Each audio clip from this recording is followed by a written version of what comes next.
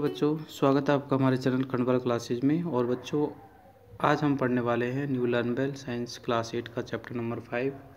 इससे पहले हमने चैप्टर नंबर 1 से लेके और चैप्टर नंबर 4 तक आपका कंप्लीट एक्सप्लेनेशंस और साथ ही साथ आपके क्वेश्चन आंसर वाले जो वीडियोज़ हैं, ठीक है, वो हमने आपको प्रोवाइड किए हैं। अगर आपने वो सभी वीडियोज़ नहीं देखे हैं तो इस वीडियो के जो डिस्क्रिप्शन में एक प्लेलिस्ट का लिंक है, तो उसमें आपको सारे वीडियोज़ एक साथ मिल जाएंगे, तो आप वहाँ पे जाके देख सकते हो।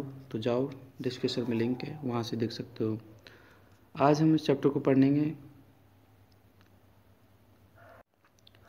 तो इससे पहले कि हम चैप्टर्स को स्टार्ट करें, अगर आपने हमारे चैनल को सब्सक्राइब नहीं किया है तो प्लीज़ सब्सक्राइब करें, साथ ही साथ बेल आइकन को भी प्रेस करें। और जैसा कि चैप्टर का नेम है कम्बशन एंड फ्लेम, तो कम्बशन और फ्लेम, इन दोनों का मीनिंग क्या होता है, पहले तो हम इस चीज़ को ही यहाँ पर क्लियर करेंगे, उसके बाद में हम फ्यूल्स के बारे में पढ़ेंगे। तो देखो, you have seen many substance burning, आपने बहुत सारी सब्सटेंस को बर्न होते हुए देखा है, मतलब जलते हुए देखा है। Recall the activity of the burning of magnesium ribbon, ठीक है, क्लास 7 में हमने एक मैग्नीशियम जो रिबन है उसकी एक्टिविटी को भी देखा था। It changes to white ash, ठीक है, जो मैग्नीशियम जो रिबन थी वो वाइट एस में चेंज होती है आफ्टर बर्निंग, मतलब बर्निंग के बाद। You are also familiar with the burning of candle, the wax of candle vaporize in the air, यानी कि बर्निंग ऑफ कैंडल, कैंडल जो जलती है तो उसका जो वैक्स होता है वो वेपोराइज हो जाता है एयर में, तो ये भी आपने नोटिस किया है। अब हम सबसे पहले देखते हैं कम्बशन, ठीक है। The process of burning of a substance in the presence of oxygen, यानी कि ऑक्सीजन के प्रेजेंस में किसी भी चीज़ का जलना क्या कहलाता है, कम्बशन कहलाता है, ठीक है। तो मैं आपको बता देना चाहता हूँ कि जो बर्निंग होती है, ठीक है, बर्निंग हमेशा ऑक्सीजन के प्रेजेंस में होती है, ठीक है, ऑक्सीजन के ही प्रेजेंस पे बर्निंग होती है, यानी बिना ऑक्सीजन के प्रेजेंस कोई भी चीज़ जो होती है वो बर्न नहीं हो सकती है, ठीक है। It is a common by the by light either as a film और एज ए ग्लू, मतलब ये है एक फिल्म के रूप में भी जल सकती है और या फिर ग्लो हो सकती है। एंड समटाइम्स साउंड आल्सो, और कभी कभी जो है बर्निंग के साथ में साउंड भी प्रोड्यूस होती है, ठीक है। Combustion is a chemical change, combustion जो होता है वो एक केमिकल चेंज होता है। In this type of chemical change oxygen react with the substance, यानी कि ऑक्सीजन जो होती है वो किसी भी सब्सटेंस के साथ में रिएक्ट करके उसको बर्न करती है। The addition of oxygen is also called oxidation, ठीक है, यानी कि बर्निंग जो प्रोसेस होती है उसमें जो एडिशन होता है ऑक्सीजन का, ठीक है, उसको हम ऑक्सीडेशन कहते हैं। Thus we can say that the combustion is chemically oxidation, इसलिए हम कह सकते हैं कि जो कम्बशन होता है वो केमिकली ऑक्सीडेशन होता है, क्योंकि इन कम्बशन प्रोसेस, ठीक है, और जो सब्सटेंस होता है वो बर्न होता है, बट वो ऑक्सीजन के साथ में क्या होता है, ऐड होता है, मतलब ऑक्सीजन के साथ में उसमें एडिशन होता है, ठीक है। We can not get back the original substance and after combustion, यानी कि कम्बशन के बाद में हम उस ओरिजिनल सब्सटेंस को दोबारा नहीं प्राप्त कर सकते, क्योंकि वो बर्न हो जाता है, ठीक है। उसके बाद जो रिजल्ट है वो हमें एस की फॉर्म में ही देखने को मिलते हैं। नेक्स्ट हम देखते हैं एक्टिविटी फर्स्ट, ठीक है। तो इसमें क्या हम देखने जा रहे हैं, देखो, to show that combustion produce heat, यानी कि हम इसमें ये समझना चाह रहे हैं कि जो कम्बशन है उससे हीट प्रोड्यूस होती है और लाइट भी प्रोड्यूस होती है, ठीक है। तो देखो, take a piece of charcoal and hold it with a pair of tongs, यानी चारकोल का पीस लेना है और उसे हमें होल्ड करना है, और फिर हमें उसको, ठीक है, बुनसन जो बर्नर है उससे हमें क्या करना है, उसको जलाना है, यानी कि उसको बर्न करना है, ठीक है। और फिर हमें कुछ देर तक नोटिस करना है, ठीक है। हम देखते हैं कि वो लाइट भी प्रोड्यूस करता है और हीट भी प्रोड्यूस करता है, ठीक है। आगे देखो, बर्निंग पेपर, ये देखो, सब सब्सटेंसेस लाइक पेपर है, केरोसिन है, डीजल है, पेट्रोल है एंड कोयल है, ठीक है, बर्न एयर, यानी कि ये भी एयर में चलते हैं, तो बिल्कुल सही है। दे आर कॉल्ड कम्बुस्टिबल सब्सटेंस, यानी जो कम्बुस्ट हो सकते हैं, जो जल सकते हैं, वो कम्बुस्टिबल सब्सटेंस होते हैं। ए combustible substance that is used to be produce heat and power to do work is called fuel, यानी कि कोई भी कंबुस्टेबल जो सब्सटेंस होता है जो कि हमें किसी कार्य को करने में मदद करता है, हम उसको क्या बोलते हैं, फ्यूल। ठीक है, जैसे हमारी गाड़ी में फ्यूल डालते हैं हम डीजल पेट्रोल, तो ये कंबुस्ट होते हैं यानी कि बर्न होते हैं और इससे हमारी जो गाड़ी है वो चलती है। सो सब्सटेंस लाइक मेटल्स, ग्लास, ठीक है, सेरेमिक्स डू नॉट बर्न, यानी कि मेटल्स और ग्लास, ठीक है, या फिर सेरेमिक, ये बर्न नहीं होते हैं। So they are non combustible. ठीक है, तो सिंपल सी बात है, जो बर्न हो सकते हैं वो कम्बस्टेबल सब्सटेंस होते हैं और जो बर्न नहीं होते हैं वो नॉन कम्बस्टेबल सब्सटेंस होते हैं। आगे एक्टिविटी 2 है जिसमें हम ये समझना चाह रहे हैं कि कौन सा जो सब्सटेंस है वो कम्बस्टेबल है, कौन सा मटेरियल जो है कम्बस्टेबल नहीं है। तो जैसे क्लोथ है, ठीक है, क्लोथ आपको पता है बर्न हो सकता है तो वो कम्बस्टेबल है। ठीक है, और आयरन नेल है, मतलब लोहे की जो कील होती है वो कम्बस्ट नहीं हो सकती, तो वो, ठीक है, नॉन कम्बस्टेबल है। पीस ऑफ वुड, ये भी आपका क्या है, कम्बस्टेबल है। ग्लास पीस, ठीक है, ये आपका नॉन कम्बस्टेबल है। पेपर कम्बस्टेबल है। ड्राई लीव्स भी कम्बस्टेबल है। ठीक है, वूल भी कम्बस्टेबल है। स्टोन नॉन कम्बस्टेबल है, मतलब जो जल सकता है वो कम्बस्टेबल, जो नहीं जल सकता वो नॉन कम्बस्टेबल। ठीक है, आगे देखो, आगे हम पढ़ रहे हैं कंडीशन नेसेसरी फॉर कम्बुशन, यानी कम्बुशन के लिए कौन कौन सी कंडीशंस है जो कि नेसेसरी होती है। ठीक है, कम्बुशन मीन्स बर्निंग के लिए। तो देखो, पहली कंडीशन है कम्बुस्टेबल सब्सटेंस, यानी कि किसी भी चीज़ को कम्बुशन करने के लिए कम्बुस्टेबल सब्सटेंस होना चाहिए, यानी बर्न करने के लिए कोई भी सब्सटेंस होना चाहिए जो कि ईजिली कम्बुस्ट हो जाए, मतलब कम्बुस्टेबल हो जाए। ठीक है, तो पहला तो हो गया। ठीक है, और दूसरा है सेकंड प्रेजेंस ऑफ एयर, यानी कि ऑक्सीजन का प्रेजेंस हमेशा होना चाहिए। विदाउट ऑक्सीजन प्रेजेंस बर्निंग कभी भी पॉसिबल नहीं होती है, तो ये मैंने आपको बताया था। ठीक है, जैसे आप यहाँ पर देख सकते हो। ठीक है,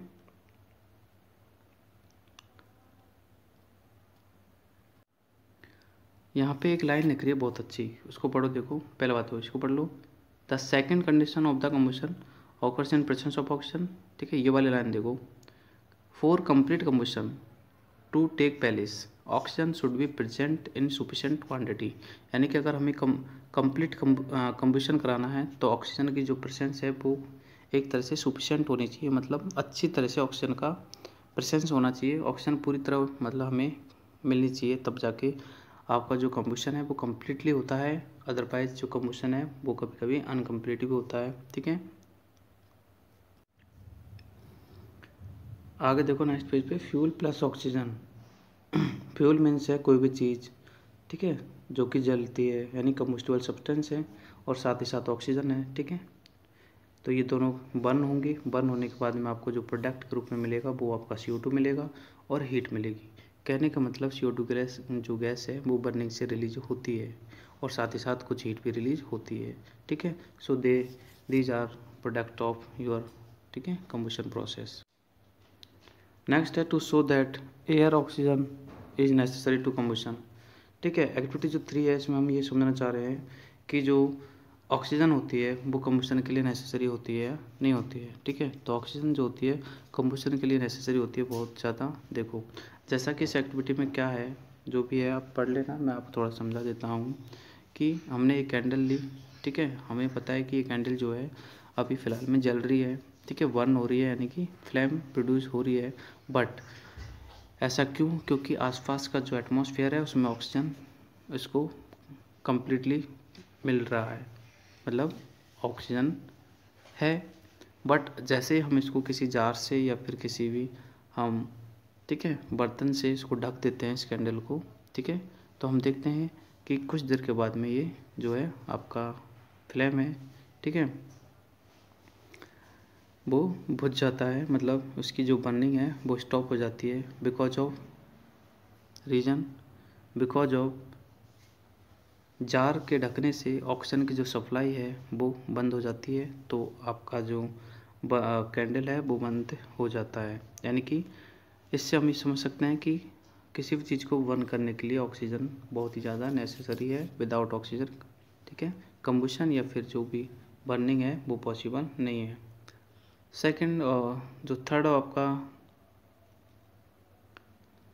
पॉइंट है नेसेसरी, वो है अटेनमेंट ऑफ इग्निशन टेम्परेचर, यानी कि प्रॉपर कम्बशन के लिए इग्निशन जो टेम्परेचर है उसका अटेनमेंट होना चाहिए, मतलब ये मिलना चाहिए उसे। तो देखो, एक combustible substance start burning when it attains a particular temperature, यानी कि कोई भी जो कम्बस्टेबल सब्सटेंस होगा, ठीक है, वो बर्निंग स्टार्ट करेगा जब उसको एक फिक्स टेम्परेचर मिल जाएगा, ठीक है। अब ये आप बात कर रहे होगे सर इग्निशन टेम्परेचर क्या होता है, ठीक है। तो बेटा इग्निशन जो टेम्परेचर होता है, ठीक है, वो एक ऐसा टेम्परेचर होता है जो कि किसी सब्सटेंस को जलाने के लिए चाहिए, ठीक है। अब वो टेम्परेचर जो होता है उसका अमाउंट जो है डिग्री है वो डिफरेंट डिफरेंट हो सकती है डिफरेंट सब्सटेंस के लिए, ठीक है।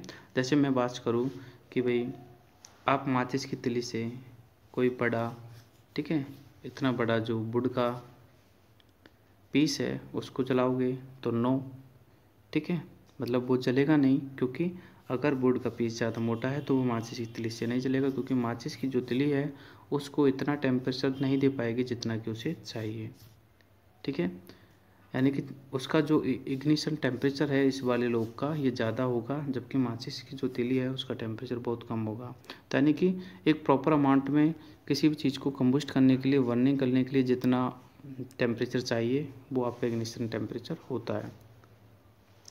यहाँ पर डिफाइन में लिख रही है, देखो, the lowest temperature at which is substance start burning, यानी कि वह सबसे कम टेम्परेचर जिससे पे कि कोई सब्सटेंस है बर्निंग मतलब जलना स्टार्ट हो जाए, वो आपका इग्निशन टेम्परेचर होता है, ठीक है।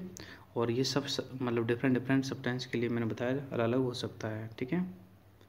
देखो, a match stick catch fire when it is rubbed against a rough surface, a burning match stick can set a piece of paper to fire immediately, मतलब मैच स्टिक जो होता है वो पेपर पीस को तो इमीडिएटली क्या कर देता है, फायर कर देता है, मतलब आग उसमें लग जाती है। But can not set of A would of fire, ठीक है, लेकिन फायर जो वो वुड है, वुड के सेट को वो एक जो माचिस की तीली है वो नहीं जला सकती, because of would and paper have different ignition temperature, मतलब वुड का और पेपर का जो टेम्परेचर है वो डिफरेंट है।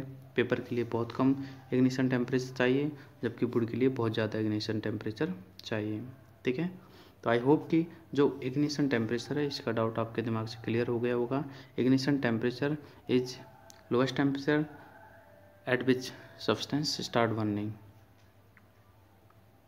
देखो, सम सब्सटेंस विच है very high ignition temperature do not catch fire easily, यानी कि जिनका इग्निशन टेम्परेचर ज़्यादा हायर होता है तो वो ईजिली जो है आग को कैच नहीं करते हैं, मतलब फायर को कैच नहीं करते हैं, जैसे एलपीजी है। और देखो, कुछ सब्सटेंस होते हैं, ठीक है, जैसे एलपीजी है, पेट्रोल है, ठीक है, इनका जो इग्निशन टेम्परेचर होता है वो बहुत ही ज़्यादा लो होता है, ठीक है। तो ये तुरंत ही क्या करते हैं, इमीडिएटली फायर को कैच करते हैं, ठीक है। तो यानी कि इग्निशन टेम्परेचर पे डिपेंड होता है कि कोई सब्सटेंस जो है फायर को इजीली कैच करेगा या थोड़ा लेट कैच करेगा, ठीक है। इग्निशन टेम्परेचर पे ही सब कुछ डिपेंड होता है, ठीक है। और नेक्स्ट है जिनका इग्निशन टेम्परेचर बहुत ही कम होता है, ठीक है, उनको हम इनफ्लेमेबल सब्सटेंस कहते हैं, ठीक है। जैसे एलपीजी है, ठीक है, पेट्रोल है, पेपर है, इनका इग्निशन टेम्परेचर बहुत कम होता है, तो ये इनफ्लेमेबल सब्सटेंस है। नाउ एक्टिविटी हम 4 देख रहे हैं, जिसमें हम समझ रहे हैं कि to show that attaining of the ignition temperature is necessary for the combustion, यानी कि इसमें ये समझ रहे हैं कि कम्बशन के लिए इग्निशन टेम्परेचर का अटेन करना बहुत ज़्यादा नेसेसरी होता है, ठीक है।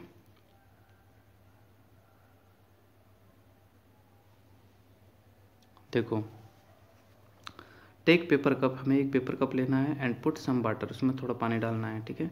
Place this cup over a flame, फिर हमें इस पेपर कप को फ्लेम पर रखना है, ठीक है। तो फ्यू मिनट्स लेटर हम देखते हैं, ठीक है, कि water in the cup gets heated, यानी कि जो पानी है कप का वो जल्दी ही हीटेड हो जाता है, ठीक है। As heat supplied the paper, जैसे हम पेपर को हीट सप्लाई करते हैं तो पेपर उसको ट्रांसफ़र कर देता है वाटर को, ठीक है। तो the paper does not Burns at its temperature does not rise above it's ignition temperature, और पेपर जो होता है वो जब तक नहीं जलेगा जब तक कि उसका जो टेम्परेचर होता है इग्निशन टेम्परेचर के बराबर नहीं हो जाता। Now repeat this activity by keeping the paper cup on the flame without water, ठीक है। और अगर हम इसी एक्टिविटी को बिना पानी के करते हैं, मान लीजिए पानी नहीं भरते हम पेपर कप में और विदाउट पानी भरे अगर हम उसको जलाएंगे, ठीक है, तो वो पेपर जो कप है वो ईजिली जल जाएगा। क्यों? क्योंकि पेपर को अभी हमने पढ़ा था कि पेपर को जलाने के लिए जो टेम्परेचर चाहिए, यानी पेपर का जो इग्निशन टेम्परेचर होता है वो बहुत ही कम होता है, तो वो ईजिली जल जाएगा, ठीक है। बट वाटर उसमें जब फिल होगा तो वो ईजिली जो है बर्न नहीं होगा, क्योंकि वाटर का जो इग्निशन टेम्परेचर होता है वो ज़्यादा होता है।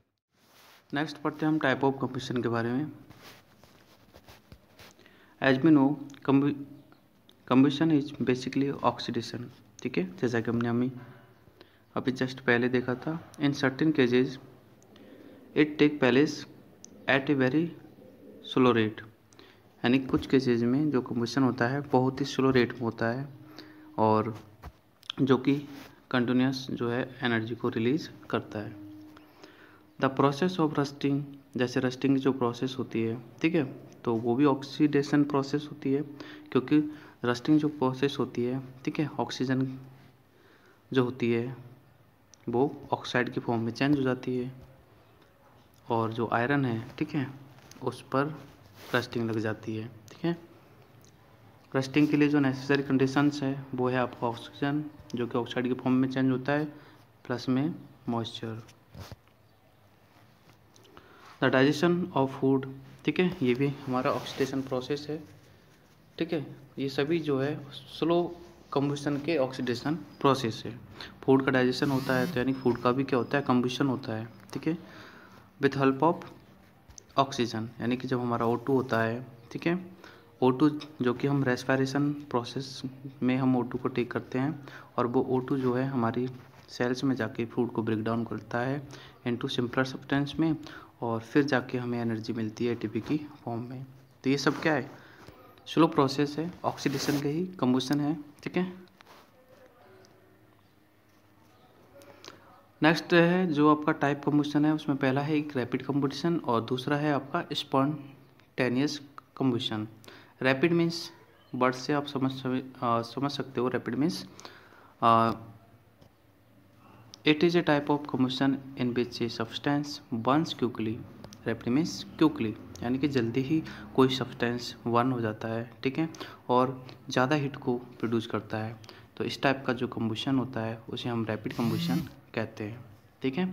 अब इसमें हम एक एग्जांपल से इसको समझ लेते हैं, जैसे when a burning match stick और lighter is brought near a gas burner, ठीक है, यानी माचिस की तीली को या फिर लाइटर को हम गैस बर्नर के पास ले जाते हैं तो वो इमीडिएटली बर्निंग करना स्टार्ट करता है, ठीक है, यानी कि बहुत ही क्विकली और हीट भी प्रोड्यूस करता है। तो इस टाइप का जो कंबशन होता है उसे हम रैपिड कंबशन कहते हैं।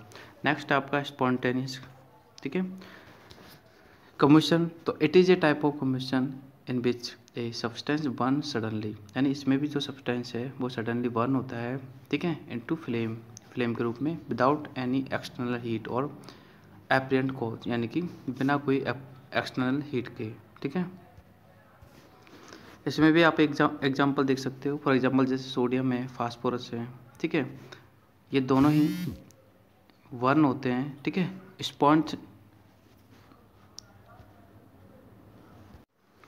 स्पॉन्टेनियस तरीके से ये दोनों ही बर्न होते हैं व्हेन एयर इनटू एक्सपोज, यानी कि जब ये एयर में एक्सपोज होते हैं। मेटल्स वाले चैप्टर में मैंने आपको समझाया था कि जो सोडियम है और फास्फोरस है ये दोनों ही मेटल्स होते हैं, बट ये इतने ज़्यादा हाई रिएक्टिव होते हैं कि इनको हमें, जैसे सोडियम को हमें रखना पड़ता है केरोसिन में और फास्फोरस को रखना पड़ता है वाटर में, ठीक है, क्योंकि ये एयर के साथ में रिएक्ट करते हैं, वो भी स्पॉन्टेनियस, यानी कि तुरंत रिएक्ट करते हैं। सो इनको हमेशा हम केरोसिन में या फिर वाटर में रखते हैं। एक और एग्जांपल है जैसे forest fire, also the example of spontaneous combustion. Forest fire यानी जंगल में जो आग लगती है वो भी आपका इसी टाइप का एग्जांपल है। अगला जो आपका टाइप है कंबशन का वो है एक्सप्लोनेशन, ठीक है, एक्सप्लोशन। एक्सप्लोशन क्या होता है, देखो, it is a type of combustion in which a large amount of heat and light is evolved with a loud sound। Loud sound के साथ में काफ़ी ज़्यादा हीट जो है प्रोड्यूस होती है इस टाइप के कंबशन में, ठीक है। It is accompanied by the liberation of large amount of gas, यानी कि इसमें जो है लार्ज अमाउंट में गैस प्रोड्यूस होती है। और फॉर एग्जांपल हम देख सकते हैं जैसे क्रैकर्स वगैरह होते हैं, आपने देखा होगा क्रैकर्स, ठीक है, are ignited heat sound and light, यानी क्रैकर्स पटाखे जो होते हैं वो हीट भी प्रोड्यूस करते हैं, साउंड भी प्रोड्यूस करते हैं और लाइट भी प्रोड्यूस करते हैं, ठीक है। तो इस टाइप का जो आपका कंबशन होगा वो आपका एक्सप्लोशन कंबशन होगा, ठीक है। नेक्स्ट है कि कंबशन जो होता है उन्हें हम दो टाइप से और क्लासीफाइड कर सकते हैं। एक तो होता है आपका कंप्लीट कंबशन और एक होता है इनकम्प्लीट कंबशन, ठीक है। कंप्लीट कंबशन क्या होता है, देखो, the combustion in which the substance get completely burn, यानी कि वह कंबशन जिसमें कि कोई भी सब्सटेंस है वो कम्प्लीटली बर्न हो जाता है, मतलब पूरी तरह जल जाता है, ठीक है, तो हम उसे कंप्लीट कंबशन कहते हैं। और जो फॉर एग्जांपल जैसे फ्यूल है, ऑक्सीजन के साथ में रिएक्ट करके कंप्लीट क्या होता है, कंब्यूस्ट होता है, क्योंकि फ्यूल कम्बस्टिबल सब्सटेंस है और ये कम्प्लीटली बर्न हो जाता है और साथ ही साथ CO2 प्रोड्यूस होती है एंड हीट और लाइट भी प्रोड्यूस होती है, ठीक है। नेक्स्ट बात कर लेते हैं इनकम्प्लीट कंबशन की। तो इनकम्प्लीट कंबशन जो होता है उसमें जो भी हमारा कंबस्टिबल जो सब्सटेंस है, ठीक है, वो पूरी तरह बर्न नहीं होता बिकॉज ऑफ इनसफिशिएंट ऑक्सीजन, यानी कि ऑक्सीजन जब किसी मटेरियल को नहीं मिलती है प्रॉपर तरीके से तो वो कम्प्लीटली बर्न नहीं होता है, इनकम्प्लीटली बर्न होता है। सो इस टाइप के जो कंबशन होता है उसको इनकम्प्लीट कंबशन कहते हैं, ठीक है। क्योंकि हमने पढ़ा है कि हाँ, बर्निंग के लिए ऑक्सीजन की रिक्वायरमेंट होती है, विदाउट ऑक्सीजन बर्निंग नहीं होती। सो प्रॉपर तरीके से ऑक्सीजन अगर किसी कंबस्टिबल मटेरियल को मिलता है तो वो मतलब उसमें कंप्लीट कंबशन होता है, अदरवाइज इनकम्प्लीट कंबशन होता है। ओके, आगे कह रहा है यहाँ पे कि result in the formation of CO, ठीक है, CO यानी कार्बन मोनोऑक्साइड, ठीक है, उसमें ध्यान रखना आप, उसमें जो है आपका कार्बन डाइऑक्साइड है, इसमें कार्बन मोनोऑक्साइड है, ठीक है। कार्बन डाइऑक्साइड का जो फॉर्मूला होता है आपका CO2 होता है और कार्बन मोनोऑक्साइड का जो फॉर्मूला है आपका CO होता है, यानी कि CO से हम कार्बन मोनोऑक्साइड को रिप्रेजेंट करते हैं, ठीक है। तो आपको ध्यान रखना है कि इनकम्प्लीट जो कंबशन होता है उसमें हमें क्या क्या रिजल्ट देखने को मिलते हैं, ठीक है। तो वो आपको मिलेगा, एक तो कार्बन मोनोऑक्साइड प्लस में हीट लाइट तो आपको मिलेगी, हीट लाइट तो इसमें भी मिलेगी कंप्लीट में भी, बट यहाँ पर कार्बन मोनो की जगह डाई होगा, डाई मीन्स 2 ऑक्साइड, ठीक है। तभी तो कार्बन डाइऑक्साइड में ऑक्सीजन कितने होते हैं, 2 होते हैं, और कार्बन मोनो में ऑक्सीजन 1 होता है, इसलिए तो इसको कार्बन मोनोऑक्साइड कहते हैं, ठीक है। CO इसका क्या है, CO। ओके, नेक्स्ट हम बात कर लेते हैं कंट्रोलिंग फायर, ठीक है। कंट्रोलिंग फायर मीन्स आग पे कैसे कंट्रोल करते हैं। तो देखो, fire can be control by the removing the combustible substance, यानी कि कोई भी जो कंबस्टिबल सब्सटेंस है उसको रिमूव करने से फायर भी कंट्रोल हो जाती है। Cutting of the air supply, और एयर सप्लाई से भी हम फायर को क्या कर सकते हैं, कंट्रोल कर सकते हैं, ठीक है। क्योंकि हमें पता है कि ऑक्सीजन जो है उसी के कारण जो है बर्निंग होती है, तो आप ऑक्सीजन की सप्लाई को बंद कर दो, ठीक है, अपने आप ही जो है फायर कंट्रोल हो जाएगी, या फिर कंबस्टिबल सब्सटेंस को हटा दो तो भी फायर कंट्रोल हो जाएगी, ठीक है।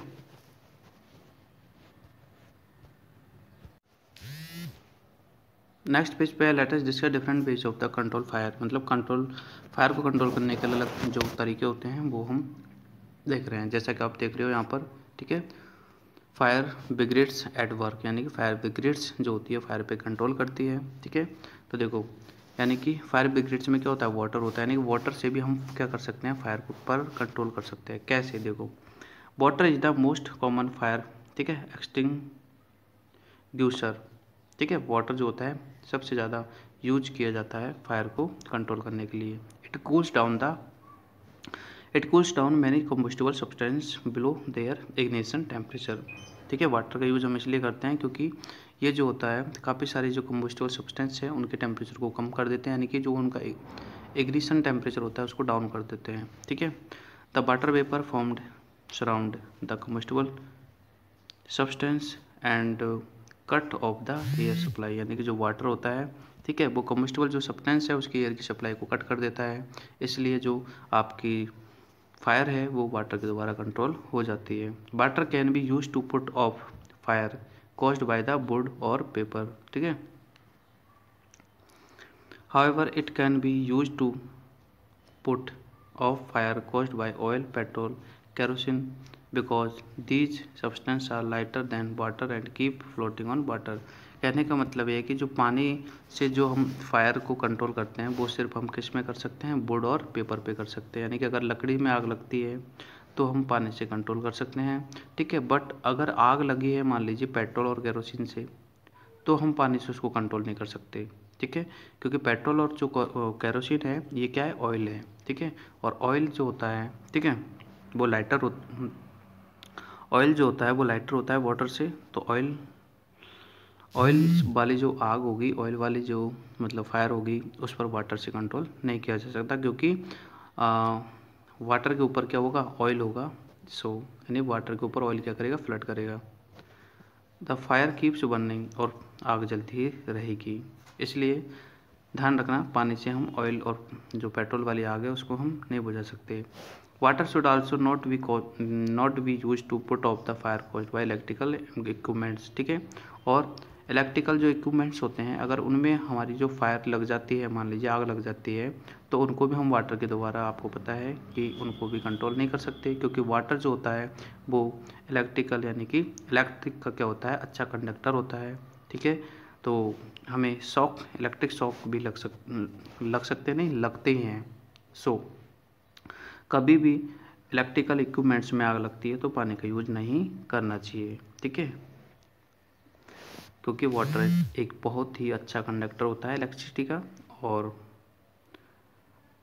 And can thus cause electrocution, ठीक है। Electrocution means being injured by the electric shock, यानी कि हमें इलेक्ट्रिक शॉक लग सकता है, ठीक है, उससे हम इंजर्ड हो सकते हैं। नेक्स्ट है, एक तो हो गया पानी से, यानी कि वाटर से हम आग पर क्या कर सकते हैं, कंट्रोल कर सकते हैं। नेक्स्ट हमारा जो मेथड है वो है आपका फायर एक्सटिंग्विशर से भी हम क्या कर सकते हैं, कंट्रोल कर सकते हैं। तो देखो इसमें गैस भरी होती है। तो देखो CO2 can be use to be extinguish the fire caused petrol kerosene, यानी कि पेट्रोल और केरोसिन, इनसे जो आग लगती है, पेट्रोल और केरोसिन से जो आग लगती है उसको हम फायर एक्सटिंग्विशर से यूज करके हम उस पर कंट्रोल कर सकते हैं। और इसमें जो है CO2 गैस जो है फिल होती है, ठीक है। तो कहने का मतलब आप समझ चुके होंगे कि O2 जो गैस है वो तो फायर मतलब आग लगाने के लिए हेल्प करती है, और CO2 उसको कंट्रोल करती है, ठीक है। आगे देखो, it is heavier than oxygen, यानी कि जो आपका CO2 है वो ऑक्सीजन से हैवियर होता है। सो ये क्या कर लेता है, जो भी कंबस्टिबल सब्सटेंस है उसको कवर कर लेता है, कौन, CO2, ठीक है। और O2 से कनेक्शन क्या हो जाता है, कट हो जाता है, ठीक है, यानी कि O2 से कॉन्टैक्ट कट हो जाता है। और O2 से कॉन्टैक्ट कट हो जाता है तो हमारी आग जो होती है वो ईजिली, ठीक है, उस पर हम कंट्रोल कर सकते हैं, ठीक है। It can also be use to be extinguish fire caused by the electrical equipments, ठीक है, मतलब इलेक्ट्रिकल इक्विपमेंट से अगर आग लगती है तो उसमें भी हम जो ये फायर एक्सटिंग्विश है उसका यूज कर सकते हैं, because it does not conduct, मतलब ये इसमें जो CO2 गैस होती है वो कंडक्ट नहीं करती इलेक्ट्रिसिटी को, तो आराम से हम इसका यूज कर सकते हैं, ठीक है। There is no danger of electrocution, यानी कि इसमें हमें इलेक्ट्रिक शॉक लगने का कोई भी खतरा नहीं होता है। इन cylinder of fire extinguisher CO2 is stored in liquid form, यानी कि सिलेंडर में जो CO2 होती है वो लिक्विड फॉर्म में स्टोर होती है, ठीक है, अंडर हाई प्रेशर, मतलब हाई प्रेशर साथ में। जैसे हमारे आपको पता है LPG जो सिलेंडर हम घरों में यूज करते हैं, ठीक है, खाना पकाने के लिए, तो उसमें भी जो गैस होती है LPG लिक्विड पेट्रोलियम गैस, वो भी आपके वाटरी फॉर्म में यानी कि लिक्विड फॉर्म में स्टोर होती है, ठीक है, बट हाई प्रेशर के साथ में उसको स्टोर किया जाता है। और जैसे वो आउट होती है तो फिर से वो गैसेस स्टेट में हो जाती है। इससे जो गैस निकलेगी वो भी गैसेस स्टेट में निकलेगी, बट अंदर वो लिक्विड की फॉर्म में होती है। It comes out in vapor form and expand enormously volume. Thus, CO2 is extinguishes A fire by cutting of the air oxygen. मतलब ये जो फायर एक्सटिंग्विशर है इससे हम CO2 गैस को रिलीज करते हैं जो कि O2 के कनेक्शन को कट कर देती है। सो फायर पे इजीली कंट्रोल किया जा सकता है। ठीक है, तो दो हमने पढ़ ली, एक तो वाटर से। ठीक है, वाटर से जो हम आग पे कंट्रोल करते हैं वो वुड और पेपर पे या फिर इन पे जो आग लगती है उसी को कंट्रोल कर सकते हैं। बट अगर किसी पेट्रोल या केरोसिन में जो आग लगती है या फिर इलेक्ट्रिकली इक्विपमेंट्स में आग लगती है तो हम उसको इस ठीक है CO2 वाले सिलेंडर से यानी कि इस फायर एक्सटिंग से यूज कर सकते हैं, एक्सटिंग्विशर से यूज कर सकते हैं, एक्सटिंग्विशर। नेक्स्ट देखो, बाय यूजिंग ब्लैंकेट्स। नॉर्मली जैसे देखो, when a person close to catch fire, किसी आदमी के जो कपड़े हैं फायर को कैच कर लेते हैं। ए ब्लैंकेट शुड बी मतलब wrapped around the body to cut the off air. मतलब अगर किसी आदमी के कपड़ों में आग लग जाती है तो हम उसके बॉडी के चारों तरफ मतलब ब्लैंकेट्स को रैप कर सकते हैं, मतलब उसको लपेट सकते हैं, जिससे कि क्या होगा, O2 का कनेक्शन ख़त्म हो जाएगा। मतलब ऑक्सीजन जो उसके बॉडी को टच कर रही है, उसके कपड़े को टच कर रही है, वो ख़त्म हो जाएगा और उससे मतलब जो फायर है उस पर कंट्रोल हो जाए।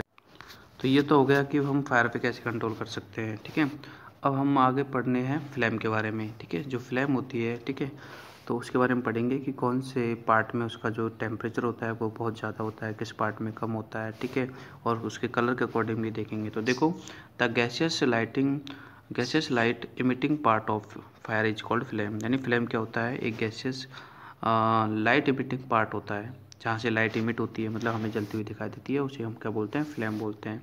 The substance which is vaporise during burning, मतलब कोई भी सब्सटेंस जो कि वेपोराइज होता है during burning give out flame, वो फ्लेम देता है।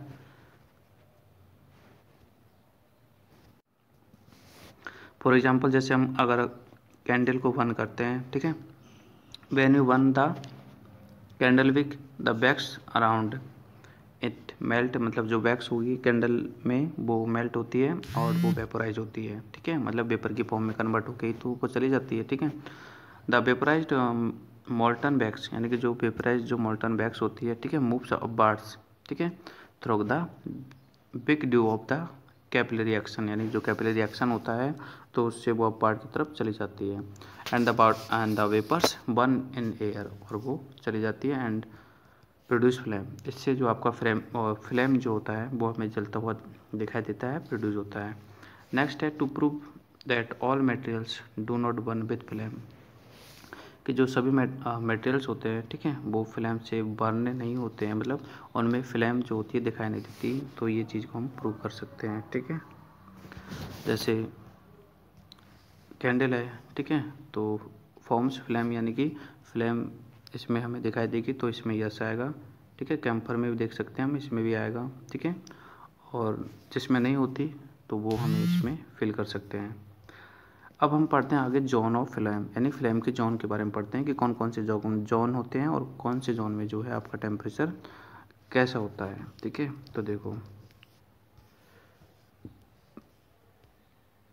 पहला हम देख रहे हैं यहाँ पर द इनर मोस्ट जोन, ठीक है, जिसको कि हम डार्क जोन कहते हैं। इनर मोस्ट जोन जो कि डार्क जोन होता है और यहाँ पर कोई भी कंबशन नहीं होता है, मतलब नो कंबशन। ठीक है, it is dark in black colour, यानी कि ब्लैक कलर का होता है। It consist of the unburned wax as no combustion takes place here, मतलब जो आपका इनर मोस्ट जोन जो होता है यहाँ पर जो है कंबशन प्रोसेस बिल्कुल भी नहीं होता, because of lake of oxygen, यानी कि यहाँ पर ऑक्सीजन की लेक होती है। लेक मीन्स कमी होती है, यहाँ पर ऑक्सीजन नहीं होता है, और जहाँ पर ऑक्सीजन नहीं होता है वहाँ पर कंबशन प्रोसेस नहीं हो सकता, वहाँ पर बर्निंग पॉसिबल ही नहीं है। ठीक है, thus it is also known as zone of no combustion, इसलिए हम इसको नो कंबशन का जोन कहते हैं क्योंकि यहाँ पर कंबशन नहीं होता। ठीक है, and the list hot zone of the flame, यानी जो फ्लेम होती है उसका सबसे कम, ठीक है, हॉट पार्ट होता है, लिस्ट हॉट पार्ट होता है। ठीक है, अब बात कर लेते हैं नेक्स्ट जो जोन है वो मिडिल जोन है, जो कि यहाँ पर होता है मिडिल में। ठीक है। और ये लुमिनस जोन कहते हैं इसको, क्योंकि ये लुमिनस होता है ये, ठीक है। और यहाँ पर जो आपका कम्बशन होता है वो आपका इनकम्प्लीट कम्बशन होता है। क्या होता है? इनकम्प्लीट कम्बशन, ठीक है। अब इनकम्प्लीट क्यों होता है? तो देखो, in this region partial combustion take place due to the insufficient oxygen supply, यानी यहाँ पर जो ऑक्सीजन की सप्लाई जो होती है, ठीक है, वो इनसफिशिएंट होती है, मतलब होती तो है बट कम होती है। इसलिए यहाँ पर जो कम्बशन होता है वो पार्टली होता है, पार्टली मतलब आधा पड़ता है, ठीक है, थोड़ा बहुत यहाँ पर कम्बशन होता है। और as result wax vapour start burning with a yellowish flame, ठीक है। जो हमारी वैक्स होती है, यानी कि जो कैंडल में वैक्स होती है, वो येलोविश जो है फ्लेम में हमें दिखाई देती है, ठीक है। तो ये वाला पार्ट आपका, ये वाला पार्ट जो है मिडिल है, जहाँ पर येलो येलो कलर का दिखाई देता है। सम अनबर्न्ड कार्बन देखो, some unburned carbon particles present in the this zone, मतलब इस जोन में कुछ अनबर्न कार्बन के पार्टिकल्स होते हैं, ठीक है, जिससे कि जो हमारा ये पार्ट है रेड एंड हॉट कलर का बन जाता है, ठीक है। This region is moderately hot, मतलब ये जो रीजन होता है वो मॉडरेटली हॉट होता है, मतलब इस वाले से तो थोड़ा बहुत ज़्यादा हॉट होता है, ठीक है। इसलिए इसको हम लुमिनस जोन कहते हैं, ठीक है। यहाँ पर जो आपका कम्बशन होता है, ठीक है, वो कम्प्लीटली नहीं होता है, यहाँ पर भी इनकम्प्लीट होता है, ठीक है। कम्प्लीटली तो वो आपका आउटर मोस्ट जो जोन है उसमें होता है, ठीक है। ये देखो लास्ट वाला जो थर्ड जो आपका जोन है, ठीक है, इसे हम आउटर जोन कहते हैं, और यह आपका नॉन लुमिनस जोन होता है, ठीक है। और यहाँ पर आपका कंप्लीट कम्बशन होता है। देखो, it is faintly visible zone which is transparent blue in colour, यानी कि ये जो जोन होता है ना वो ब्लू होता है कलर में, और इस रीजन में कंप्लीट कम्बशन होता है वैक्स का, ठीक है। और यहाँ पर जो आपकी फ्लेम का कलर होता है वो ब्लू होता है, ठीक है। और वैक्स जो होती है, ठीक है, वो पूरी तरह से मतलब बर्न होती है और हीट को प्रोड्यूस करती है, ठीक है। साथ ही साथ जो CO2 और वाटर वेपर है वो रिलीज करती है, ठीक है। तो इस वाले पार्ट को सबसे हॉटेस्ट रीजन कहते हैं, यानी फ्लेम का जो ये पार्ट होता है सबसे हॉटेस्ट होता है, ठीक है। और इसलिए हम इसको नॉन लुमिनस जोन कहते हैं, क्योंकि यहाँ पर लुमिनस तो हमें होता नहीं है कुछ, बट ये ज़रूर है कि यहाँ पर कम्प्लीटली क्या होता है, कम्बशन होता है, ठीक है। तो ये कुछ रहे हमारे जोन जो कि फ्लेम के थे। जैसा कि आप डायग्राम में देख सकते हो कि जो आपका इनर मोस्ट जो जोन होता है, ठीक है, जिसको हम डार्क जोन कहते हैं, ठीक है, वो आपका निचला पार्ट होता है, ये वाला देखो, ये तो ये डार्क जोन होता है, ये वाला जहाँ पर आपको दिख रहा है छोटा सा हिस्सा, ठीक है। यहाँ पर ऑक्सीजन की सप्लाई बिल्कुल भी नहीं होती है, तो यहाँ पर जो कम्बशन होता है वो बिल्कुल भी नहीं होता है, ठीक है। फिर बात करते हैं हम मिडिल की, ठीक है। मिडिल जोन जो होता है हमारा, ठीक है, ये मिडिल में होता है, और यहाँ पर कलर कैसा होता है, येलो होता है, जैसे होता है येलो होता है, ठीक है, जैसा कि आप देख सकते हो इस डायग्राम में, ठीक है। यहाँ पर जो कम्बशन होता है ना वो पार्टिल होता है, पार्टिल मीन्स, ठीक है, इनकम्प्लीट कम्बशन, यानी कि यहाँ पर इनकम्प्लीट कम्बशन होता है, ठीक है। और फिर हम बात करते हैं नेक्स्ट जो हमारा कंप्लीट कम्बशन होता है, यानी कि रेड हॉट, ठीक है, जो आपके कार्बन के पार्टिकल्स हैं, ठीक है, वो बर्न होते हैं। तो ये जो पार्ट होता है ये वाला और ये वाला आउटर पार्ट, ठीक है, इसको ये रेड हॉट हो जाता है, तो इसको हम आउटर जोन भी कहते हैं, ठीक है। और जो आउटर जोन होता है इसमें आपका कंप्लीट कम्बशन होता है, ठीक है। और इसका जो कलर होता है ना वो थोड़ा थोड़ा रेड होता है, बट कुछ ब्लू टाइप का होता है, ठीक है। तो ये जोन यानी ब्लू वाला जोन जो होता है जिसमें आपका कंप्लीट कम्बशन होता है, येलो वाले में आपका पार्टियल कम्बशन होता है, और एक और होता है आपका डार्क जोन, ठीक है, इसमें आपका बिल्कुल भी कम्बशन नहीं होता, ठीक है। तो यानी कि इसको हम लिस्ट हॉट होता है, यानी कि यहाँ पर सबसे कम हॉट, सबसे कम गर्म होता है, और बीच वाले में मॉडरेट गर्म होता है, और सबसे ज़्यादा जो हॉटेस्ट पार्ट होता है वो आपका बाहर वाला हिस्सा होता है, ठीक है। तो ये कुछ फ्लेम के बारे में हमने बहुत सारी जानकारी यहाँ पर पढ़ ली है, तो जो आपने पीछे पढ़ा था वो आपने यहाँ पे समझ भी लिया होगा। आगे देखो, gold Smith below the outer most zone, यानी गोल्ड स्मिथ जो होते हैं, सुनार जो होते हैं, ठीक है, सोने चांदी की चीज़ों को बनाने वाले, तो वो आउटर मोस्ट जो जोन होता है यानी ब्लू कलर का, उसको ही वो यूज करते हैं, ठीक है। जो आपके मेटल्स होते हैं, ठीक है, और ब्लू पाइप, ठीक है, ब्लू पाइप के द्वारा, ठीक है, क्योंकि वो गोल्ड को मेल्ट करते हैं, पिघलाते हैं, ठीक है, गोल्ड और सिल्वर को, तभी वो काफ़ी सारी जो ऑर्नामेंट्स हैं वो बना सकते हैं, ठीक है। तो आपको ध्यान रखना है जो गोल्ड स्मिथ आउटर जोन का यूज करते हैं, ठीक है। आगे देखो, blowing air help in the rapid, ठीक है, यानी कि जो आपका ब्लो पाइप होता है जिससे कि एयर को ब्लो किया जाता है, ठीक है। तो वो क्यों किया जाता है, क्योंकि वो आपका जो कंबशन है उसको रैपिड करता है, रैपिड मतलब तुरंत करता है, ठीक है। यानी कि अगर किसी बर्निंग की प्रोसेस को बढ़ाना हो तो ऑक्सीजन की सप्लाई को बढ़ा दो, सिंपली बात है, ऑक्सीजन की सप्लाई को बढ़ा देंगे तो बनने की प्रोसेस भी बढ़ जाएगी, ठीक है। नेक्स्ट हम देखते हैं, एक टेबल दे रखी है, differences between the 3 zones of candle, ठीक है। तो देखो दोबारा पढ़ लो, वैसे तो मैंने आपको पढ़ा दिया। Air is negative in this zone, ठीक है, इनर मोस्ट जोन में जो एयर बहुत ही कम होती है, इसलिए यहाँ पर जो, हाँ, इसको डार्क जोन कहते हैं। मिडिल जोन जो होता है, ठीक है, वो वहाँ पर जो है एयर होती है बट लेस होती है, ठीक है। आउटर मोस्ट में तो सबसे ज़्यादा एयर होती है और ये सबसे अच्छा जोन है, ठीक है। यहाँ पर कंबशन देखो टेक प्लेस, ठीक है, यहाँ पर बिल्कुल भी कंबशन नहीं होता, no combustion take place, but इसमें थोड़ा पार्टिल होता है, मतलब इसमें हाफ कंबशन हो जाता है और इसमें कम्प्लीटली कंबशन हो जाता है बाहर के जोन में, ठीक है। और इट इज़ लिस्ट है, मतलब सबसे कम जो गर्म पार्ट होता है वो यही होता है, ठीक है। ये वाला पार्ट जो होता है ये आपके इनर मोस्ट से थोड़ा हॉटर होता है और सबसे ज़्यादा हॉटेस्ट जोन होता है, ठीक है, वो आपका कौन होता है, आउटर मोस्ट जोन, ये सबसे हॉटेस्ट होता है। नेक्स्ट है, इसका कलर तो डार्क होता है, इसका येलो होता है और इसका थोड़ा ब्लू कलर का होता है, ठीक है। No by product are formed, मतलब ये कोई भी प्रोडक्ट फॉर्म नहीं होता है यहाँ पे, ठीक है। यहाँ पर कार्बन पार्टिकल्स जो है वो और साथ ही साथ ठीक है, मोनोऑक्साइड फॉर्म होगा, क्योंकि मोनोऑक्साइड हमने पढ़ा है, ठीक है, जहाँ पर इनकम्प्लीट कंबशन होता है वहाँ पर कार्बन मोनोऑक्साइड ही प्रोड्यूस होता है, और जहाँ पर कंप्लीट कंबशन होता है वहाँ पर कार्बन डाइऑक्साइड प्रोड्यूस होता है, ठीक है। तो ये आपके टेबल्स के माध्यम से भी आपने सारे डाउट्स क्लियर हो गए होंगे आई थिंक। नेक्स्ट है एक्टिविटी 6, जिसमें हम पढ़ रहे हैं to prove that luminous zone of a candle flame has unburned wax, यानी लुमिनस जो जोन है उसमें अनबर्न्ड वैक्स होती है, ठीक है। तो जैसा कि यहाँ पर एक कैंडल जल रही है और इसमें हमने कुछ ऊपर एक कार्ड बॉक्स को रखा है, तो अगर हम इसके नॉन लुमिनस जोन पर इसको रखते हैं तो हम देखते हैं कि थोड़ी देर के बाद में आपका जो ये कार्ड है कुछ ब्लैक कलर का सब्सटेंस होता है, क्योंकि कार्बन है, ठीक है। तो यानी कार्बन जो होता है यहाँ पर पूरी तरह बर्न नहीं होता, इसलिए तो ये आपका जो है यहाँ पर जो वैक्स है वो पूरी तरह से बर्न नहीं होती है। आगे हम पढ़ रहे हैं फ्यूल्स के बारे में। Any substance that wants to be produce heat, यानी कोई भी सब्सटेंस हो जो कि बर्न करने पर हीट प्रोड्यूस करें, लाइट प्रोड्यूस करें, उसको हम क्या बोलते हैं, फ्यूल बोलते हैं, ठीक है। On the basic of the physical state fuels are grouped into 3 category, यानी कि इनकी फिजिकल स्टेट के अकॉर्डिंग जो फ्यूल है उसको 3 कैटेगरी में हम डिस्ट्रीब्यूट कर सकते हैं। एक तो आपका सॉलिड फ्यूल, ठीक है, सॉलिड फ्यूल में आपके लकड़ी हैं, कोयला है, कोक है, ठीक है, काऊ डंक भी यूज करते हैं, तो ये सभी आपके सॉलिड जो है फ्यूल होते हैं, और ये रूम टेम्परेचर पर कैसे होते हैं, सॉलिड होते हैं।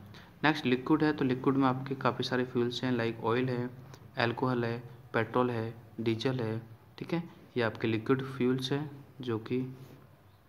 नेक्स्ट गैसेस की बात करें तो एलपीजी है ना, नेचुरल गैस और बायोगैस, पेट्रोलियम गैस, ठीक है। एलपीजी क्या है, पेट्रोलियम गैस ही तो है एलपीजी, लिक्विड पेट्रोलियम गैस, ठीक है। तो 3 टाइप के आपके फ्यूल्स होते हैं, तीनों स्टेट्स में होते हैं।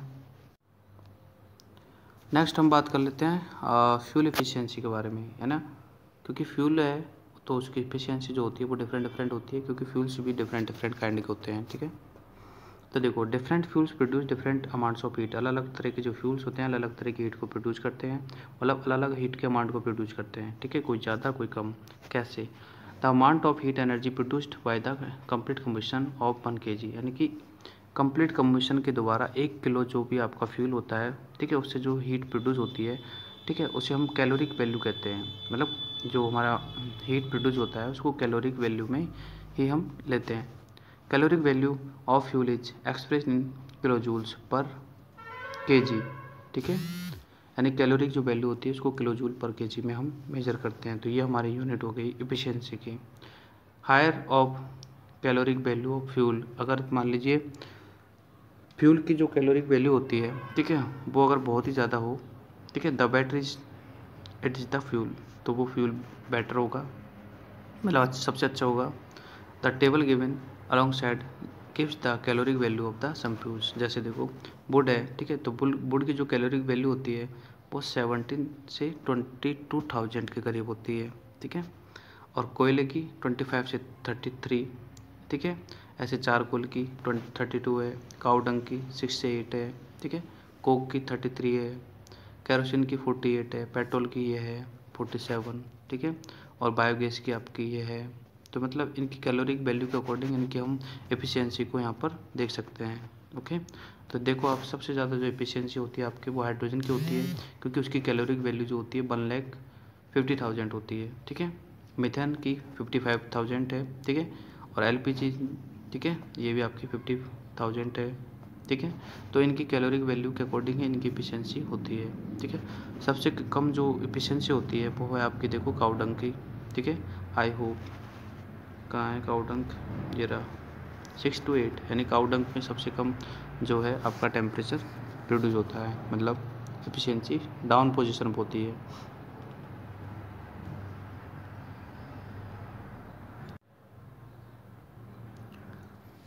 हायर, देखो higher the caloric value of fuel the better is the fuel, मतलब जिसकी ज़्यादा कैलोरिक वैल्यू होगी वो फ्यूल सबसे बेस्ट होगा, यानी कि सबसे जो बेस्ट फ्यूल है वो आपको बताई दिया मैंने, हाइड्रोजन है। सबसे घटिया कैटेगरी का है वो आपका काउडंग है।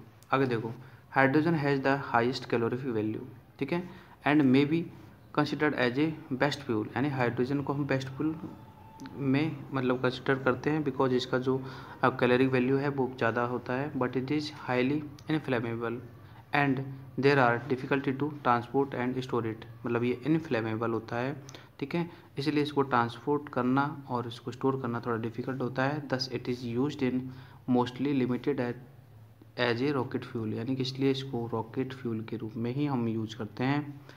आगे है methane and LPG have high caloric value and burn without producing smoke ना।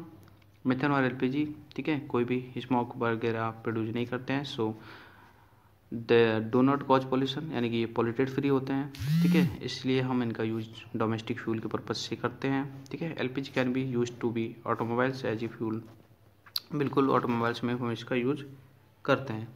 नेक्स्ट है पेट्रोल है एंड डीजल्स, ठीक है, are use and automobiles fuel, they release harmful gases, ठीक है। जिन इनकी कैलोरिक वैल्यू जो होती है कम होती है, 50,000 वो 47,000 के करीब होती है पेट्रोल की, और डीजल की थोड़ी ज़्यादा होती है। तो ये जो होते हैं लो कैटेगरी के फ्यूल हैं और ये हार्मफुल गैसेज प्रोड्यूस करते हैं, ठीक है, जो कि एनवायरनमेंट को इससे पॉल्यूशन होता है। आगे देखो although there are many fuels but none of them is said to be an ideal fuel, मतलब यहाँ पर बहुत सारे फ्यूल हैं बट हम किसी को भी आइडियल फ्यूल नहीं कह सकते, because of their limited use, यानी इनका यूज लिमिटेड है, एंड इनके हार्मफुल जो ये प्रोडक्ट मतलब हार्मफुल प्रोडक्ट को ये ऑब्टेन करते हैं, ठीक है। कब, जब इनको हम कंबुस्ट करते हैं, यानी कि जब इनको हम जलाते हैं। सो ठीक है, कोई भी फ्यूल आइडियल फ्यूल नहीं होता है। आगे हम बात कर लेते हैं characteristics of the good fuel, यानी कि एक अच्छे फ्यूल की कैरेक्टरिस्टिक्स क्या क्या हो सकती है, ठीक है, ये इंपॉर्टेंट है, क्वेश्चन पीछे बनेंगे इससे। देखो तो पहला पॉइंट है इट शुड बी चीप, मतलब अच्छे फ्यूल की क्या मतलब कैरेक्टरिस्टिक्स है कि वो चीप होना चाहिए पहली बात तो, एंड ईजिली अवेलेबल होना चाहिए, ठीक है। सेकंड है it should have a high caloric value, मतलब इसकी कैलोरिक वैल्यू भी हाई होनी चाहिए। थर्ड है भाई अच्छा होना चाहिए, सस्ता होना चाहिए। थर्ड है it should not produce harmful gases, और एनवायरनमेंट को भी पोल्यूटेड ना करे, मतलब हार्मफुल गैसेज भी ना प्रोड्यूस करे, ठीक है। And should not leave behind the any undesirable substance, और कोई भी अनडिजायबल सब्सटेंस भी वो ना छोड़ें। अनडिजायबल सब्सटेंस में जैसे एस वगैरह है, ठीक है वो। एंड फोर्थ पॉइंट है it should be safe for handle and transport, मतलब जिसको हम अच्छे से हैंडल कर सके, ट्रांसपोर्ट कर सके, तो ऐसा हमारा फ्यूल होना चाहिए। ये सारी कैरेक्टरिस्टिक्स हैं। नेक्स्ट है it should be burn eight moderate rate, मतलब मॉडरेट रेट से जो बर्न हो सके। It should have a low ignition temperature, और जिसका इग्निशन टेम्परेचर जो होता है वो लो होना चाहिए, हाई नहीं होना चाहिए, ठीक है। आगे हम पढ़ रहे हैं harmful product obtain on burning on fuels, यानी फ्यूल्स को जब हम बर्न करते हैं देन हार्मफुल जो आपके प्रोडक्ट ऑप्टेन होते हैं, यानी कि कुछ गैसेज प्रोड्यूस होती है जो कि एनवायरनमेंट को पॉल्यूटेड करती है। तो देख लेते हैं हम उनके बारे में। तो देखो, कार्बन कंटेनिंग फ्यूल्स लाइक कोयल, कार्बन कंटेनिंग फ्यूल है जैसे वुड है, इसमें भी कार्बन काफ़ी अमाउंट में होता है, कोयला है, पेट्रोलियम है, ठीक है। तो ये रिलीज करते हैं अनवांटेड पार्टिकल्स ऑफ कार्बन, यानी कार्बन के अनवांटेड पार्टिकल्स को ये रिलीज करते हैं एनवायरनमेंट में, और जिससे कि एनवायरनमेंट पॉल्यूटेड होता है, ठीक है। These fine particles can cause respiratory problems, और इन मतलब जो फाइन पार्टिकल्स जो होते हैं कार्बन के, इनसे हमें, ठीक है, रेस्पिरेशन से रिलेटेड प्रॉब्लम्स क्रिएट होती है, जैसे अस्थमा है, ठीक है, ब्रोंचिटिस है। तो ये दोनों बीमारियां इन पार्टिकल्स की वजह से होती है। नेक्स्ट है incomplete combustion of CO2, sorry incomplete combustion of carbon particles. देखो, जैसे कि हमने फिल्म में देखा था, ठीक है, कार्बन पार्टिकल्स का अगर इनकम्प्लीट कम्बशन होता है, ठीक है, जैसे पेट्रोल में होता है, डीजल में होता है, केरोसिन में होता है, ठीक है, और इससे कार्बन मोनोऑक्साइड गैस रिलीज होती है। और कार्बन मोनोऑक्साइड जो गैस होती है वो बहुत ही पॉइजनस गैस होती है, ठीक है। आपको सिंपली ध्यान रखना है कि जो कार्बन मोनोऑक्साइड जो गैस होती है वो इनकम्प्लीट कम्बशन से रिलीज होती है, ठीक है, क्योंकि कंप्लीट कम्बशन होगा तो CO2 रिलीज होगी। If a person is expose to carbon monoxide for a long time, मतलब अगर कोई व्यक्ति कार्बन मोनोऑक्साइड में लंबे समय तक रहता है, ठीक है, इट मे प्रूव फैटल, ठीक है, एंड ही और सी इज मे इवन डाई, तो वो मतलब मर भी सकता है, ख़त्म भी हो सकता है। That's why it is dangerous for to वन coal in a close room, इसलिए क्लोज रूम में कोयल को वन करना डेंजरस होता है, क्योंकि कोयल, वुड, पेट्रोलियम, ठीक है, और केरोसिन, ये ऐसे प्रोडक्ट्स हैं जिनसे CO रिलीज होती है इनकम्प्लीट कम्बशन से। नेक्स्ट पॉइंट है burning of coal and diesel produce gases like sulphur dioxide, यानी कि डीजल और कोयले को बनने करने से CO2 तो प्रोड्यूस होती है, साथ ही साथ कुछ अन्य गैसेज जैसे सल्फर डाइऑक्साइड यानी कि SO2 ये भी प्रोड्यूस होती है, ठीक है। Petrol engines release nitrogen oxide यानी कि N, ठीक है, O2, ये दोनों एक SO2 और एक NO2, ठीक है। This oxide dissolve in rain water, यानी कि पानी के साथ में डिजॉल्व होते हैं टू फॉर्म सल्फ्रिक एसिड, और पानी के साथ में डिजॉल्व होकर सल्फ्रिक एसिड की फॉर्म में बन जाते हैं। एंड जो सल्फर डाइऑक्साइड होगा वो आपके सल्फ्रिक की फॉर्म में बन जाएगा, और जो नाइट्रोजन ऑक्साइड होगा वो आपके नाइट्रिक एसिड की फॉर्म में बन जाएगा। मतलब ये दोनों ही एसिड की फॉर्म में बन जाते हैं, कब? जब ये रेन वाटर के साथ में मिक्स हो जाते हैं, ठीक है। And which fall down on the form of acid rain, और ये एसिड रेन की फॉर्म में, ठीक है, फॉल हो जाते हैं। Acid rain harms, acid rain जो होती है हार्म करती है स्टैचूज को, ठीक है, जैसे आपका ताजमहल वगैरह, ठीक है, और मॉन्यूमेंट्स को, बिल्डिंग्स को, सॉइल को, प्लांट्स को, सबको जो है एसिड रेन हार्म करती है। यानी कि जो आपका सल्फ्यूरिक एसिड होता है और नाइट्रिक एसिड होता है, ये दोनों ही हार्मफुल होते हैं, ठीक है। और ये कब बनते हैं आपको मैंने बता ही दिया है, ठीक है, सल्फर डाइऑक्साइड गैस से, नाइट्रोजन ऑक्साइड गैस से। Most fuels on combustion release CO2, ठीक है, ज़्यादातर जो फ्यूल्स होते हैं CO2 रिलीज करते हैं। एंड कुछ फ्यूल्स होते हैं जैसे कि कोयला है, पेट्रोलियम है, ठीक है, ये SO2 भी रिलीज करते हैं, NO2 भी रिलीज करते हैं। आगे देखो, CO2 रिलीज करने से क्या होता है, which is a green house gas, CO2 green house gas है, और it has the ability of trap heat, मतलब CO2 में एबिलिटी होती है, CO2 में एबिलिटी होती है कि ये हीट को ट्रैप करती है, ठीक है, मतलब एक्सेसिव जो हीट होती है एनवायरनमेंट में उसको ट्रैप करती है। Excessive use of such fuels leads to be increase the level of CO2, ठीक है, यानी कि अगर हम इन फ्यूल्स का ज़्यादा यूज करते हैं, ठीक है, तो इससे CO2 का अमाउंट जो है ज़्यादा प्रोड्यूस होता है और एटमॉस्फेयर में। As result the average temperature of earth increase, इससे हमारे अर्थ का जो टेम्परेचर है वो इंक्रीज होता है। This increase in the temperature of अर्थ, ठीक है, यानी कि जो अर्थ एटमॉस्फेयर का जो टेम्परेचर इंक्रीज होता है इसे हम क्या कहते हैं, ग्लोबल वार्मिंग कहते हैं। Okay, it results in melting of glacier, और ग्लोबल वार्मिंग बढ़ेगा यानी कि अर्थ सरफेस का टेम्परेचर बढ़ेगा, देन ग्लेशियर वगैरह, ठीक है, मेल्ट होना पॉसिबल है, बिकॉज टेम्परेचर बढ़ेगा तो पिघलेंगे ही। And which constantly leads to be rise in sea level, और जिससे सी लेवल भी बढ़ेगा, क्योंकि ग्लेशियर्स पिघलेंगे तो वो पानी बन के, ठीक है, समुद्र में जाएंगे, इससे सी लेवल बढ़ेगा। That's may be cause flood and coastal areas, इससे सी लेवल सी वाले जो कोस्टल एरियाज हैं उनमें फ्लड्स की कंडीशन बनेगी ही।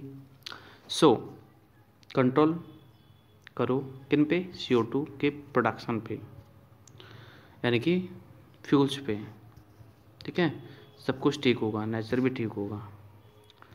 आगे आपके क्वेश्चन आंसर है जो कि टाइम टू आंसर्स के लिए और आपके जो एक्सरसाइज के लिए, इन दोनों के लिए अलग अलग तरह के वीडियोज आते हैं। ठीक है, टाइम टू आंसर्स भी कंप्लीट कराता हूँ मैं, और बाकी के चैप्टर्स अगर आपको वॉच करने हैं तो आप डिस्क्रिप्शन में एक लिंक है, ठीक है, प्लेलिस्ट का, उसमें आप ही की क्लास की, आप ही के सब्जेक्ट के सारे वीडियोज एक साथ मिल जाएंगे, तो आप जाके वहाँ से और उन्हें वॉच कर सकते हो। ठीक है, क्वेश्चन आंसर्स के लिए अलग वीडियोज़ हैं और साथ ही साथ चैप्टर एक्सप्लेनेशंस वाले भी वीडियोज़ आपको मिल जाएंगे। थैंक यू, मिलते हैं नेक्स्ट वीडियो में।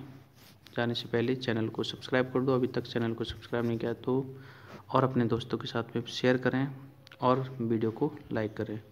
बाय।